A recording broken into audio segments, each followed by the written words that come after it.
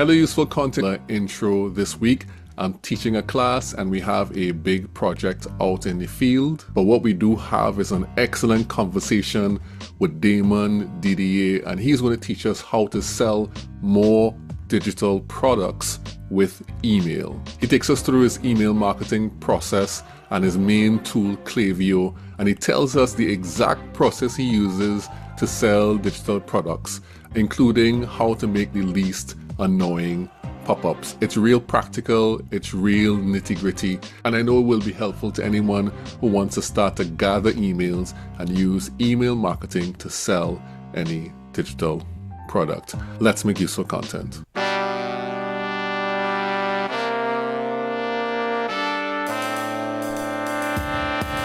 Teaching you to make useful content so that you can build long-term relationships with the people that matter to your business.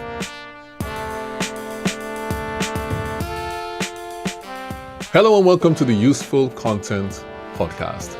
And today we have a new teacher in the Useful Content classroom, Damon Didier. Hi, Damon. Hey, Juma, how are you doing today? Doing well out here in Trinidad and Tobago. I'm sure I'm not as cold as you out in the US. No way. I'd much rather be there right now. It's I'm in Dallas, Texas. Gloomy, cold weather. I'd love to be on the beach right now, sipping a pina colada out there. Don't we all? I mean, as much as I am near to beaches, I don't get there often because always doing some type of work. And I know that your particular work is in e-commerce and email.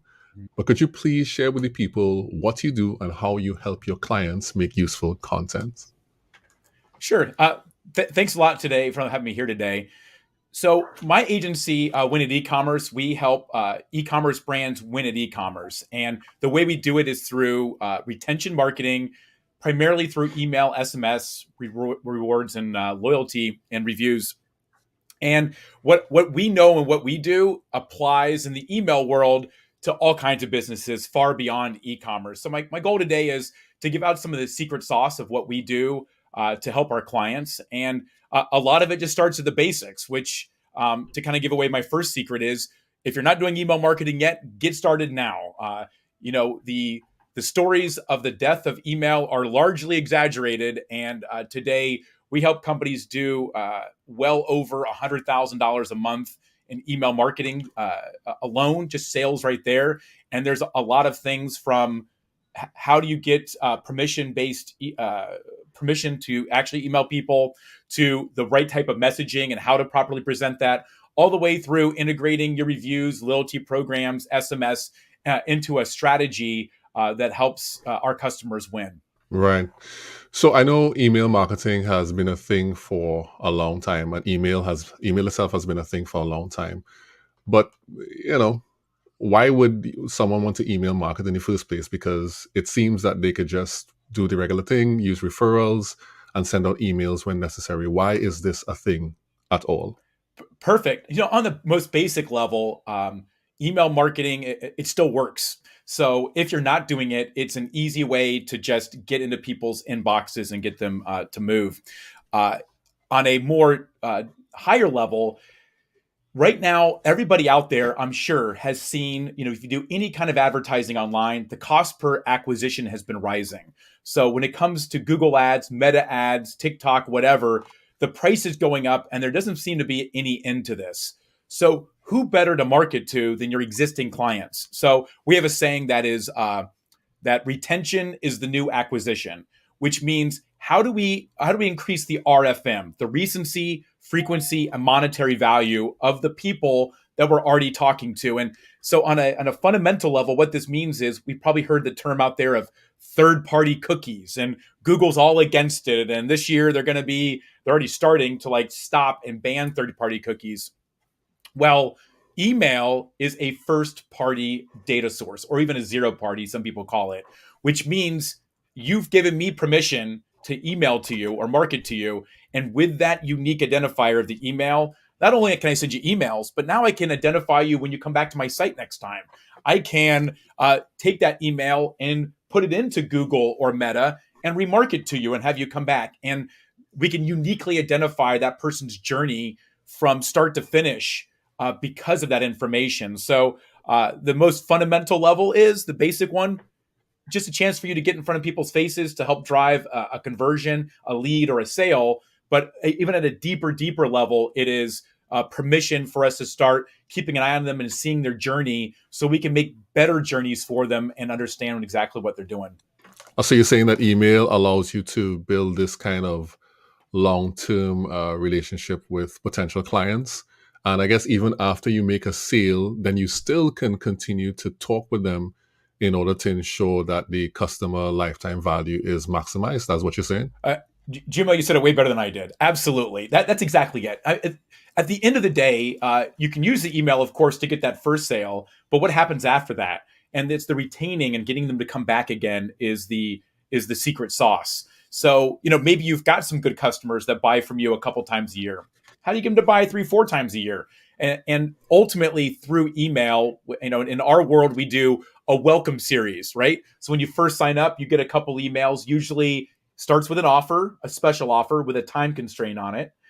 You give them a couple days, usually 2-day time constraint to get that done. Then we have an abandoned browse or abandoned cart email that if you're in the process of the funnel but haven't gotten down there to the conversion yet, well, we're going to email you again and nurture you along to conclusion. Then after the sale, we thank you. And then we're setting up the next sale. So we're talking about tracking information. And then we're saying, hey, maybe we'll cross-sell to you. And you bought product A, but product B goes really great with product A. Why don't you come back and check out product B? And then we have a thing called a win-back flow. So we know usually when your next purchase is supposed to happen. So we'll send an email right before that purchase is supposed to happen to entice that purchase and get you to come on back again. And then we do other things like a sunset flow. So if it's been like 8 months since somebody has engaged with an email or been to your website, we can identify them, give them an offer to come back to our site. Or if they don't respond in a few days, just take them off the list, clean that list up a little bit and help increase our deliverability. So there's a whole slew of different emails and strategy we have an entire life cycle of a client. Okay, that's great. And it's a great lead into what we're going to focus on today, which is talking about how businesses can use these email strategies to win more. Yes. And to get more clients, to win more, and what is the future of email moving forward, because email has changed. I know you started changed to digital marketing probably all the way back in 2009, and you would have built out the business from there. Could you tell me what has been the main thing that caused you to focus on email in particular? Excellent question, Juma. Yeah, actually, I started in 2008, so I need to update my resume. I'm actually at 16 years this year. So back in 2008, things were different. So the biggest game in the show in the game was MailChimp. MailChimp was amazing. It was what Ben Chestnut started it, and he famously said, "I don't invest in salespeople. I invest in engineers." And so they had the most forward-looking emails. And from the start, I loved it because we could do a lot of really great things as a one-man show and multiply our efforts, right? So for a lot of your listeners out there that are solopreneurs and have small teams, email gives the impression of many people, but just creating something one time. So back when I started with MailChimp, I was the director of marketing for a publicly traded company here. And, like all companies, we had a very small marketing budget. So I had to do a lot with very little. Fast forward to about 8 years ago, I was the VP of e-com for a company out here in Dallas. It's what brought me out here. And part of our bag of tricks to grow the company, we actually 10x'd it in 2 years from 500,000 to 5 million, was at the time Klaviyo. So I've been using Klaviyo now for about 7.5 years. And if you haven't heard of it out there, I don't blame you. It's kind of a secret weapon here in the e-commerce space, but it really can be used for any kind of a vertical. And what I love about Klaviyo and e-commerce email marketing is you're kind of like, every time you send an email out, your butt's on the line. You can see in black and white, did I hit my metric? Were the opens there? Was the click rate there? And did it create a sale? Because at the end of the day, I might have a beautiful email that had hours and hours of strategy and we pontificated over it, all that. But if there's a big goose egg for the sales, none of that matters. So to me, we're a performance-based agency. And it's a great way to go out there and actually give marketing a good name, because we have to make them perform. So I guess the big question is, how can you ensure that you don't get that zero or the zero responses, zero sales, and that big goose egg when you send out the emails? So let's talk about how a business can start to strategize and set up their email to win at e-commerce. Where does one start? Somebody comes to you, they say, listen, I want to start using email. I love referrals. That's been going well, but I think we want to expand into trying keeping and retaining these customers to increase our sales. What is the first thing that you tell someone they must do? Perfect. Absolutely. The first step is just to start. And how do you start? So don't hide the fact that you're collecting emails. You need to absolutely 100% be front and center on the web page, and you should make a pop up. Now, I talk to many business owners who say, I don't like pop ups, they're annoying or whatever. I get it. As a business owner, you might be annoyed by it on your own site. However, I am telling you for sure, and I've got the numbers to prove it, clients and new customers that come to your site are willing to trade some personal information like their email in return for something of value. So that could be a discount with a limited time offer, like I mentioned a moment ago. That could be a free PDF that's proprietary and unique information. It could be any number of things, but it has to be a value because you are asking somebody to trade private information in return for something else. So the first step is get started, add the pop-up, and it needs to be a pop-up right in the middle of the screen, front and center. You also want to add an embedded one somewhere on your site too. So if someone skips over the original pop-up, they have a place to go. But that is number one. Number two is then to create a welcome series. Those are the best performers. We usually do a minimum of 3 emails in the welcome series. I do not recommend doing a 20 email welcome series. I've seen that before. Not worth it. Just do a 3 email welcome series. And here's the recipe that we do for all of our clients. Number one is you fulfill the promise of the pop-up. If it's a free PDF download, provide the free PDF. If it's a discount, give the discount code. Do not put that information in the pop-up. Make them go to the email to get it because that helps deliverability. They're having to go to their email, click on your email, and open your email, which tells Gmail, Yahoo, whoever, that you're a trusted source of email sends. The second one, email, is usually like an about us, giving your story of your brand, giving a story of you. And then the third one is generally UGC, some sort of reviews you've gotten, a podcast you've been on, something like that that helps gain trust with a client to show them that you're a legitimate business. Just doing step one, the pop-up, step two, those 3 emails, you'll be well ahead of it. And even if you don't have a whole strategy behind it, just collecting all of that information will provide you the opportunity down the road in the future to do a more built out marketing process with email. This is interesting. I didn't know there was a formula for this, by the way. So I'm happy to kind of hear that there's a way you're supposed to do it. I recently started my email and we did a welcome sequence, but it wasn't that. That's okay. It wasn't that. But let me ask though. I've heard people talk about, like, for welcome sequences as well, to do like a mini course or like some kind of training via email. Is that something that's viable as well, depending on the industry? Could that work as well? So here's the thing: anything can work. So what we take as our posture is we've got what we found as our best practices, but we always test it against our client. So rarely do we have a new client that doesn't have anything. They already have their welcome series that they love. So we A/B test on a 50-50 split against them, our method, to show them that we can beat them. And if they've got any great ideas, we bring them over. As far as doing like a training series, the ultimate goal is you've got to gain trust. You're not an Amazon. You're not a Walmart.com. The biggest concern a client has is, can I trust this person? So whatever it takes for you to gain that trust is what you've got to do in those email series. And a couple quick nuggets of information. What we have found is within the first 6 days of sign up, you can send that person about any number of emails you want without a meaningful drop off in unsubscribes. So a lot of times people might send one email right now, then another one in 3 days, and then the next one in 4. No, send them that series in quick succession. Send the first one immediately. Send the second one in 24 hours or less. Send the third one in 24 hours after that. Because ultimately that person, put yourself in their shoes. They've hit your site. They're excited about something. They've gone on there and given you their information. They're super excited now. They're hoping to get something of meaning. They get that first email and either it's a hit or it's a miss. So then, okay, maybe let's say it's a miss. They didn't get what they wanted from that email. So they go back to your site. They're looking around, but they don't make a decision yet. What are you doing to get them back on there? Their intent is going to start going down like this over time. And then they're just like a goldfish. They're going to be onto something else. They're going to be, looking for the next big thing. It's important that your messaging is there and that you're trying multiple things out to find that button, to hit that button, to get them to take the next step with you. All right. Okay. So you're describing to me that, I guess, what would cause that? Is it novelty? Is it like something being new that would cause people to say, well, I can really stomach these? And let me don't use stomach. Let me say I'm excited about these emails, because maybe you've given them some piece of helpful content. Maybe it was a download. Maybe, like you mentioned, it was a discount.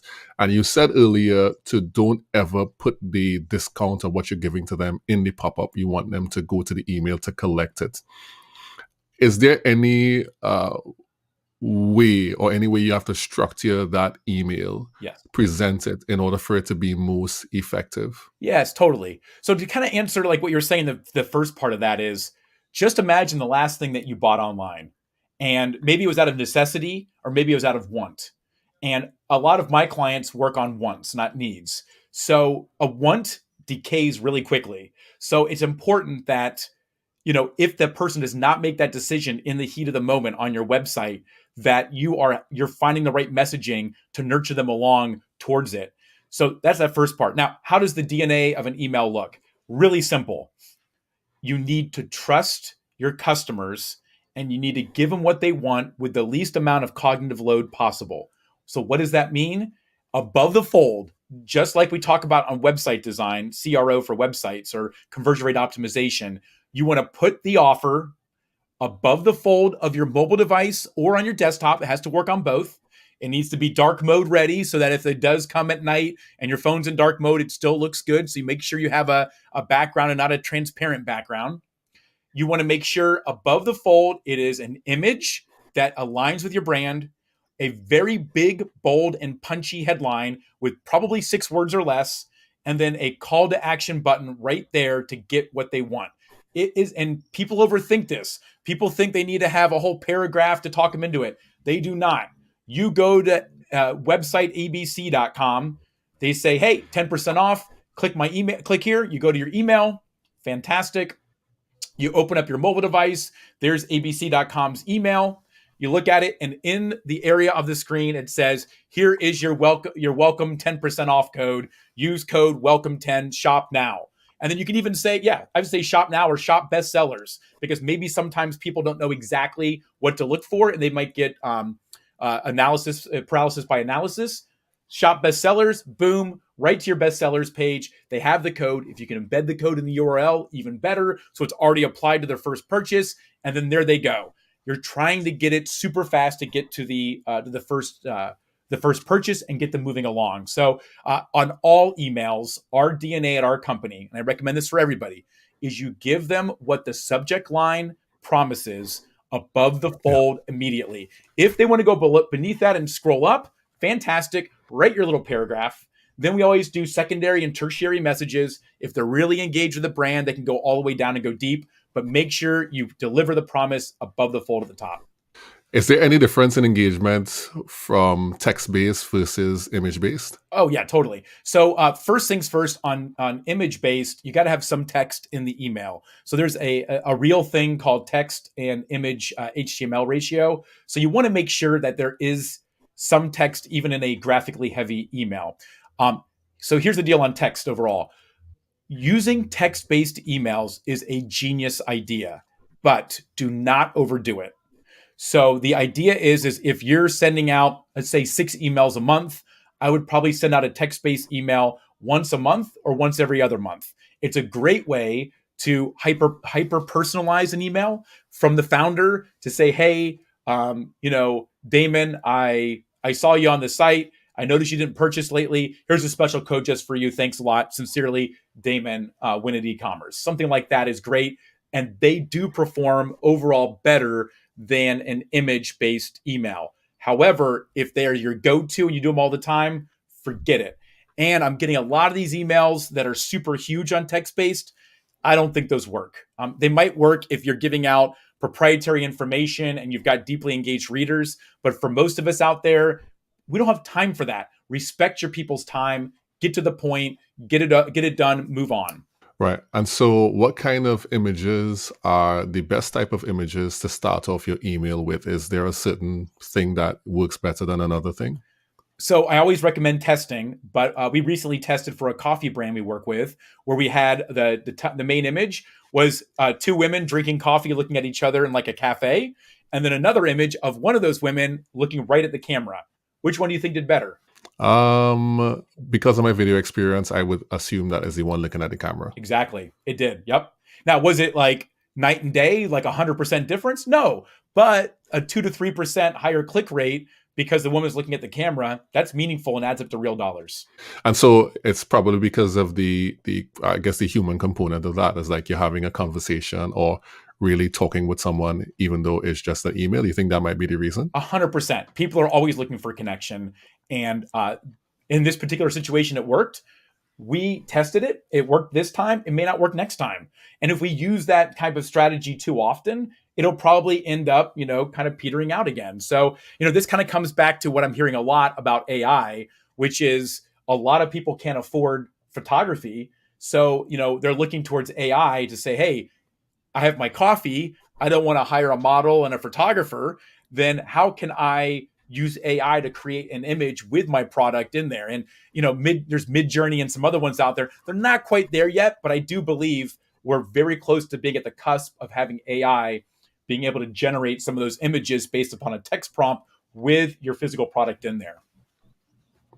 Yeah, I think that's a big thing. I think like right now, just recently, I was talking to one of my friends, and he is a graphic designer, and he has begun to integrate AI images into his designs for clients. So me being someone, my company does photography, that's one of the services we do. And I could clearly see when something is AI now, but it's getting better. So for example, Sora was launched recently, and I know you've heard about Sora and what it's been doing. And even though it's not really in the public as yet, I could see that becoming something that people use more and more often. As it stands right now, is there any preference between actually getting real human beings or getting AI generated images, or there's no real data on which thing people prefer that hits their inbox? So I think it's a fallacy to believe that AI can do this stuff for you today. If you've used ChatGPT, I'm sure most people out there listening have. It's good, but that you instantly hit a wall eventually where you're like, oh yeah. It's kind of like when you first had Siri or Google Assistant and you're all excited about it. And then you're like, oh, you're asking Siri, like, what time is it? And then Siri, set a reminder. But then all of a sudden you say, hey, Siri, who was the president last year? And Siri blows up. And you're like, wait, like there's definite walls. AI is there too. So your friend doing graphic design, I believe that's where AI is going to be for the foreseeable future, which is a professional uses AI as a tool to become an even better designer. And a photographer can then take beautiful photography and then use AI to now enhance the image, the background in ways that were unimaginable before. But I don't see the day in like the next year or two where it will be convincing enough that we're there. And I will say this to take a step back in thinking about the listeners. I do think they're great tools. If you're a solopreneur, I think you should totally be checking these things out right now, especially on the copywriting side, because if you run out of ideas, if you just need that little push, it's a great way to get started. But it is an awful way if you think you're going to do it all by itself. You have to curate it. You have to read it. You have to make sure there's no hallucinations before you put it out there to people. That's a good little section there about AI. I think I want to move on to something else, and this might be an interesting one for you to talk about. Let's talk about the anatomy of the least annoying pop-up possible. Sure. And what that might look like, because you mentioned earlier that people are often annoyed. They go to a site and then this pop-up just fills up the screen, and they have to find the X, and somebody makes the X in the corner obscure, and they're like, where is this thing? And Yeah. it's just sometimes it's just a mess. So we know that it converts, but what can you do with the pop-up to make it convert even better? Let's get the anatomy of that in your mind. Absolutely. So let's start with KPIs. So every industry is different, but we generally shoot for a minimum of 3%. So 3% of people who hit the site sign up for the pop-up form. So that's like a minimum expectation. That is per what? Per month? Whatever time frame, per day, per month, per week, Right. per year. So we look for a 3% conversion rate on it. So all right, here's all the bag of tricks. One is if your mail program can do this and Klaviyo can, you want to make a mobile version and a desktop version. So depending on the device, you have a different pop-up. You want to pop up in the center. You want to make it so if you click around it and not in that little box, it automatically closes it out and doesn't appear again for 90 days or more. You want to make sure that the X in the corner is up there.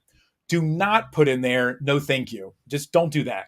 People are smart enough to know if they click off of it or click the X, it's going to go away. Don't put the no thank you. It automatically tanks your numbers, so don't do that. What is that? What is it? No thank you. I think I know what it means, but explain what that is, please. So a lot of it's big in e-com. So you're like, oh, save 20% on your next purchase or your first purchase, and then it says like the little offer. Then it's got the email box, and beneath it says no thank you. I don't want to save money. So first off, you're treating your customers like they're idiots. Like everyone wants to save money. I hate that. And also again, people know they can click the X, they can click off of it. Just remove that altogether. All right. So that's a couple things there. The next one is I'm gonna give you my super secrets, the stuff people pay hundreds of dollars for. So here we go. For desktop, you want to add an image. You want to add an image likely on the right side, and on the left side, you have your copy, and then only ask for email. Don't ask for first name or anything else. I know you want to know their waist size, their gender, their birth date, their name, and their email, but everything you ask decreases the conversion rate. Just ask for the email. You can get all that information later on some other way. So just do that. Here's my biggie. Do not. It doesn't work if you don't have a discount. This only works if you have a discount. So if you're doing like a PDF or something like a download, just make sure you're giving away something that is proprietary that you have a hard time giving away. So like right now, me giving away all this free information right now is a little bit painful for me. So if any of my customers listen to this, they're going to be like, so that's the level of pain you should be feeling. And because here's what it is. Do not tell them the percentage of discount. To me, 5% off might be a lot as the business owner, but to you, 5% might sound like a crappy amount to be giving my email for. So keep it a secret. Instead, say, you've unlocked an exclusive discount. Provide your email for the discount amount. That by every single time, every one of our pop-ups that has beaten every other client's pop-up when they give a percentage. The email will tell you the percentage, but by then the customer has gone to their email, opened, and probably already clicked on the email, which is what our ultimate goal is right now from an email perspective is that. So that is the deal there. The other thing, okay, two more things. So number two is on the mobile side is if you want to do an image and you want to make it tall versus wide. So you want to do a box that's like that with an image at the top, but don't make the image too big. It has to be small. And then on mobile, you might want to try to grab the phone number first instead of the email because people are on their mobile device. And so that is a better way to get engaged with them. And then you would do like a multi-segment box where the first one asks for mobile, second one asks for email, and then the third one says, all right, check your inbox or your text message for your offer. So there you go. So are you saying that when people are on mobile phones, that they're more likely to enter more information? That's what you're saying? Because you're asking for three different things there. So what I'm saying, so the first box is going to ask your mobile device. No, what I'm actually saying is people on a mobile device are more likely to enter their mobile number, their SMS number, than they are an email overall. And to me, the mobile number for that first sale is more meaningful. In our research, we see that when you provide your SMS number versus an email, the chance of them closing is higher than if they just provide an email only. However, the long-term customer lifetime value, CLV, is higher with email. But if I can get that phone number, that's even better. And in fact, in Klaviyo, we break it up in multiple steps because you have to have an email to get into Klaviyo. So we do that in step 2, but you don't know there's a step 2 until you've already entered your phone number and go from there. Oh, okay, so they put in they enter their phone number and they submit it. You get that. You send them a text thread, and in that text thread, then they have another link to put their That's too email. hard. No. Just imagine the pop-up box. Enter your mobile number, hit submit. Then the box changes and says, "Thanks a lot for that." And what's your email? And you just put your email and hit submit. Then you go to the success message, all in the pop-up. And the success message will say, enter Y to subscribe, and check your spam folder for the email. Many times on the mobile side, because the SMS number is so valuable, is we recommend offering additional things of value to people. So give me your email for this, and then the next one says, oh, want an additional discount? Give us your SMS as well, and we'll give you an additional discount you can use in conjunction with that email address. So just a couple tricks. All that said, start simple, just get it going, get the image on there. A woman looking at the camera, a man looking at the camera is fantastic. Using your product is a lifestyle imagery, fantastic. Just get the email and just get done with it. Then when you're ready, you can layer on the SMS and go through all that stuff. What I suggested before would have been terrible for your conversion. It's just too much. I'm just thinking about this like 1 click, then 2 clicks. Then, the more pieces you put together, the more likely the bridge is to break down somewhere along the line. That's really, really good stuff. And I know people will appreciate hearing some of these secrets. They're painful. They're so painful. But I'm joking, of course. Frankly, when I talk to clients, I tell them all of that. And, in my world, I have no problem freely giving out information. I'm not selling the information. I'm just selling the work that goes into actually making all this happen. Because on our, this talk right now, it sounds simple, but it's hard for a solopreneur or a small business owner to find the time to really lock this in. And all my clients come to me because they don't have the time. They see the value in it, but they don't have the time to execute properly. And last thing I want you to answer is, let's just suppose somebody is, and I don't know how they would do this, let's just suppose they have an e-commerce store, or they're selling something on Spotify or some other e-commerce site, but they're not into collecting emails. They're just doing it like content, and people go straight to the store. How can somebody integrate an email strategy along with the content that they're making in order to drive sales? Perfect. So first off, you definitely want to figure out a way to attempt to collect emails. We talked about the pop-up, but let's talk about like a site that has blogs or something. So on that blog page, think about who's going to that blog page. Even on an e-com site, it might be a different person than what's hitting the front page of your website from a Google ad. So what are they interested in? Maybe getting notifications about your next blog post, or if you've got a health blog or something, then would you like to get health tips delivered to your inbox? That is the call to action on the pop-up. In the blog itself, we always embed in the blog an email sign up. And again, it's talking to who that customer is in that blog. Again, we'll use health. Hey, for health tips like this delivered to your inbox, just give your email address here. Don't ask for too much. If you're on a Shopify site, if you're on BigCommerce, WooCommerce, whatever, then in the checkout process, there's a little box in there that you can click to subscribe to email marketing messages.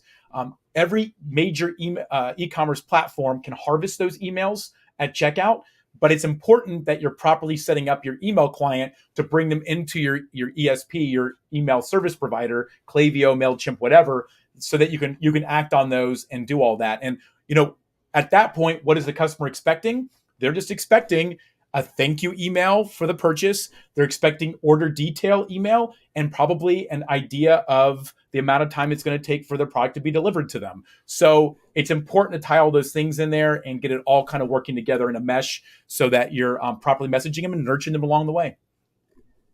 Oh, that's wonderful. This has been really great stuff, Damon. Perfect. This has been really insightful, really great stuff. Great for me, and I know great for the people who are listening. If someone were to want to contact you about email marketing and e-commerce, how could they do that? How can they find you online? Perfect. It's easy. My company's called Win at E-commerce. So it's all spelled out, WINAT, ecommerce.com. If you click the contact us button, it's probably me going to be responding back to you. Just like you out there, I'm a small business owner myself. So, the goal is, and the reason I call the company Win is, it's fun to win, but it's way more fun to win together. So we'd love to help you all win and win together. Excellent. So thank you so much for joining us on the Useful Content Podcast. Thank you so much, Damon, for sharing all of your insights about email and e-commerce. Thank you so much, students, for tuning in. Useful Content Classroom dismissed. And we're clear. Boom. All right, I'm going to try something new, right? Can you give a final tip, a post-conversation tip, one like succinct thing? And this is going to be left in. This is like afterwards. So something that I haven't mentioned before? Anything at all that you think is important. Maybe something you've not mentioned before. All right, give me a second. I got to think of something good here. Okay. Yeah. Perfect. Should I go at any time? Go ahead. Yeah, anytime you're ready. Okay, This part is not going to be edited. We're just going to be talking. We're edit and post. No matter what you do, the biggest thing you can do in the email marketing world is to start now. And remember, email is time-based. So if you forget to send it in a month, that's a problem. So use AI, use tools, and don't let perfect get in the way of good enough. Just get those emails out, start at 1 or 2 a month, and then scale as your people click and open. Excellent. Thanks, Damon. My pleasure. All right, great. Good stuff. That was fun. I like that. The Useful Content Podcast is brought to you and produced by Relate Studios. You can see the work we do on our website at relatestudios.com. If you like what you've heard on the podcast today, please follow and come back in 2 weeks for another great episode. And if you want to get more useful content in between that, you can follow me, Juma Bannister, on LinkedIn and on Twitter. We all know it's still Twitter. See you soon in the Useful Content Classroom.